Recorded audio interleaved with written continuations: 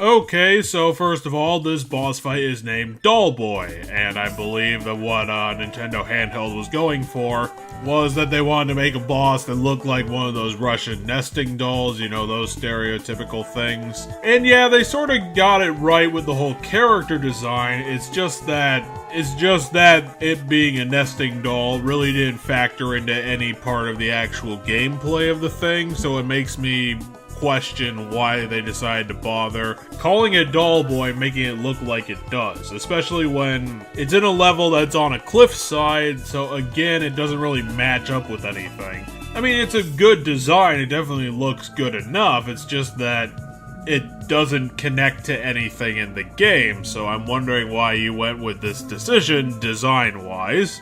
And thankfully, one of the things that Nintendo Handheld fixed, in comparison to Wario Land 2, was that they made the boss fights a lot more involving and actually substantial, which when we did Wario Land 2,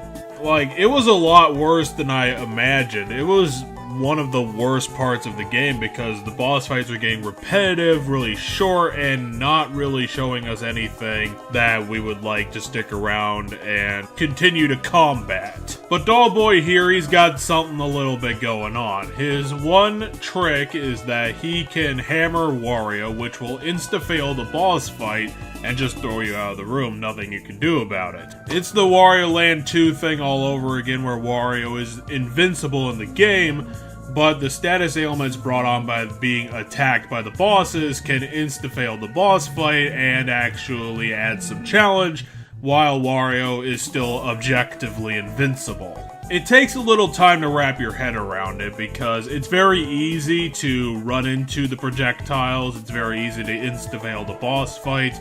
right from the get-go because Doll Boy, when he's first introduced in a boss fight, has his greatest advantage, which is just being as tall as he can possibly get to.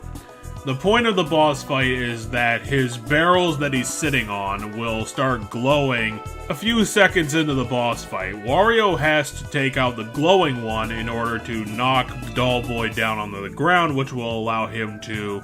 charge into Doll Boy to do some actual damage, and I think that Doll Boy at that point loses a lot of his attack power, so it's a lot easier to get close to him to actually do that damage. When you're able to knock down the barrels, Doll Boy becomes almost a non-factor in his own boss fight and turns into a really short-lived damage cube. But considering the challenge to actually knock down the barrels, get your head around the boss fight, it's definitely got a little bit more going on. It's definitely more there and more present than other bosses from Wario Land 2.